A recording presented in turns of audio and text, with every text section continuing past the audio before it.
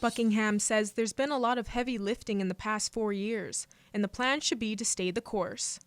We've got a lot of things to set up, our reserves to set up. We've got some big facility deals that we have to figure out in the near future.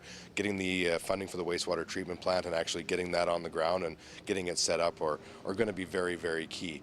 Keeping the financial house in order, and we've done a good job of that to this point, and I'm looking forward to continuing that work. That is probably the most important work we could have. With 6 people getting elected to council, Buckingham believes it's a team sport when it comes to doing the job.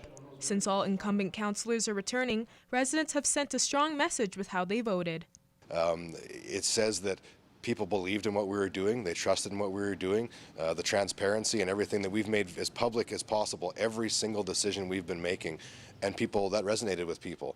And so to have all 4 incumbents and the mayor come back, I think is the highest honor of the whole deal. For his second term, Buckingham thinks the pandemic may cause some obstacles in the next 4 years. I think there are going to have to be a lot of decisions made that are most likely going to be very unpopular with the general community.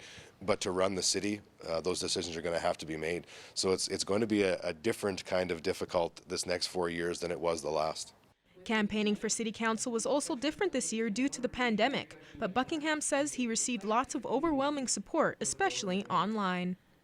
So I think people really engaged that social platform and took advantage of getting to know the candidates that way. So it was heartwarming and humbling to talk to these people and hear that they said, you know what, you've done a really good job for the last 4 years, you deserve another chance.